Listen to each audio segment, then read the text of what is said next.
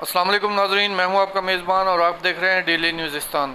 فرانسیسی حکام نے بورڈو کے قریب مزید تقریباً 60,000 افراد کو علاقہ خالی کرنے کا حکم دیا ہے، جس کے بعد فرانس اور اسپین میں جنگل میں لگی آگ کے باعث اب تک 2,20,000 سے زائد افراد کو نقل مکانی کا مشورہ دیا جا چکا ہے۔ جنوب مغربی فرانس کے گیروند اور لانڈز کے علاقوں سے تقریباً 2 لاکھ افراد کو محفوظ مقامات پر منتقل ہونے کا کہا گیا ہے۔ فرانسیسی صدر ایمانوئل نے امدادی کارروائیوں میں معاونت کے لیے فوج کو متحرک کر دیا ہے۔ دوسری جانب اسپین کے حکام نے خبردار کیا ہے کہ میڈرڈ کے قریب لگی آگ اب فائر فائٹرز کے قابو پانے کی صلاحیت سے باہر ہو چکی ہے۔ دارالحکومت کے مغرب میں لگنے والی 3 الگ الگ آگیں یکجاں ہو کر ایک بڑی آگ کی صورت اختیار کر گئی ہیں، جس کے بعد حکومت نے قومی ایمرجنسی نافذ کر دی ہے۔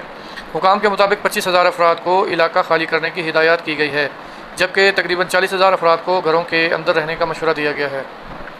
میڈرڈ کے علاقائی صدر ایزابیل نے اسے خطے کی تاریخ کی بدترین آگ قرار دیتے ہوئے کہا کہ علاقے شدید گرمی، مسلسل تیز ہواؤں اور مختلف مقامات پر لگی آگ کے یکجا ہونے کے باعث ایک بڑی آفت کا سامنا ہے۔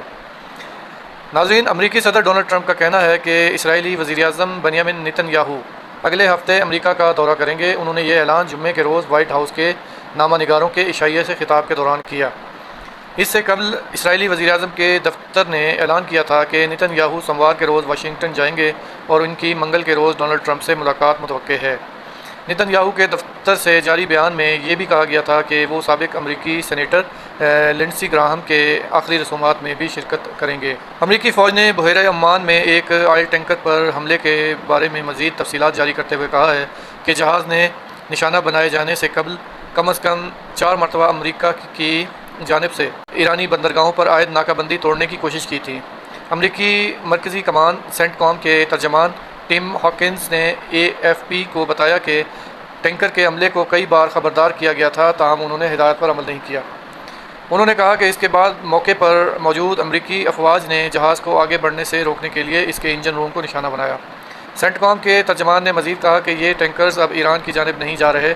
اس سے قبل ایک امریکی عہدیدار نے روئٹرز کو بتایا تھا کہ امریکی افواج نے ایم ٹی لاون ٹینکر کو اس وقت نشانہ بنایا جب اس نے ایرانی بندرگاہوں پر عائد ناکہ بندی کو عبور کرنے کی کوشش کی۔ یمن کے حوثیوں نے سنیچر کے روز سعودی عرب کے خلاف جوابی کارروائی کی دھمکی دی ہے۔ انہوں نے الزام عائد کیا ہے کہ سعودی عرب نے شہری تنصیبات کو نشانہ بنایا ہے، جس سے خطے میں جاری جنگ میں مزید شدت آنے کے خدشات پیدا ہو گئے ہیں۔ اس سے قبل سعودی عرب کی قیادت میں قائم اتحاد نے فضائی حملوں میں یمن میں حوثیوں کے فوجی ٹھکانوں کو نشانہ بنانے کا دعویٰ کیا تھا۔ اتحاد کے ترجمان کے مطابق یہ حملے یمنی گروپ کی جانب سے سعودی عرب کے خلاف بحری ناکہ بندی کے اعلان کے بعد کشیدگی میں اضافے کے تناظر میں کیے گئے۔ تو ناظرین، اگر آپ کو ہماری یہ خبریں پسند آتی ہیں تو ہمارا چینل سبسکرائب کر دیں اور ویڈیو کو لائک کر دیں اور دوستوں کو شیئر کر دیں۔ اللہ حافظ۔